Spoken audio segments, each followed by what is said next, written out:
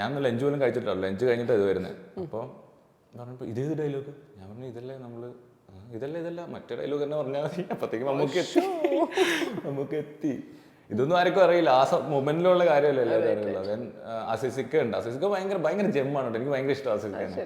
അപ്പോൾ അസിസ്ക അടുത്തേക്കുണ്ട്. അസിസ്ക ചേട്ടാ എന്താ, ഞാൻ പറഞ്ഞു ഇങ്ങനെ മാറിക്കൊണ്ടിരിക്കുക അസിസ്ക, എനിക്ക് ഭയങ്കര ഇത് വരുന്നത്, ഞാനിപ്പോൾ മമ്മൂക്കയുടെ മുന്നേ വെച്ച് തെറ്റ് കഴിഞ്ഞാൽ ഇതായി പോവില്ലേ, നീ ചെയ്യുക, നമുക്ക് സെറ്റായി. ഭയങ്കര സപ്പോർട്ട് തന്നു.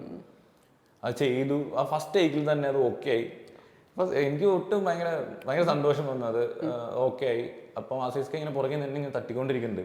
അപ്പോൾ നമുക്ക് ചോദിച്ചു എന്താടാ, അല്ല ഇങ്ങനെ ഒരു ടെൻഷനൊക്കെ ഉണ്ടായിരുന്നു നമുക്ക്, അവനായിട്ട് നന്നായിട്ട് ചെയ്തല്ലോ, അപ്പം നീയല്ലോ ഞാനല്ലേ എന്തൊക്കെയുണ്ടെന്ന് പറഞ്ഞു. നമുക്കൊരു അത് ഞാൻ പോസ്റ്റ് കിട്ടുന്നുണ്ടായിരുന്നു, എനിക്ക് ഇന്നൊരു ഓസ്കർ കിട്ടി, എനിക്കിത് മതി, അപ്പോൾ ഒരു ക്ലാപ്പൊക്കെ കിട്ടി സെറ്റിൽ. അപ്പോൾ എനിക്ക് ഭയങ്കര സന്തോഷമായി. ഒരു ഈ ലെജൻസിന്റെ കൂടെ ഉള്ള ഒരു എക്സ്പീരിയൻസ് ശരിക്കും പറഞ്ഞാൽ അങ്ങനെ ഞാൻ മൈൻഡിൽ വെക്കുന്നത് ഒരു അച്ചീവ്മെന്റ് ആയിട്ടാണ് ഞാൻ കരുതുന്നത്, അവരുടെ കൂടെയൊക്കെ ഒന്ന് സ്ക്രീൻ ഷെയർ ചെയ്യാൻ പറ്റി എന്നുള്ളത്.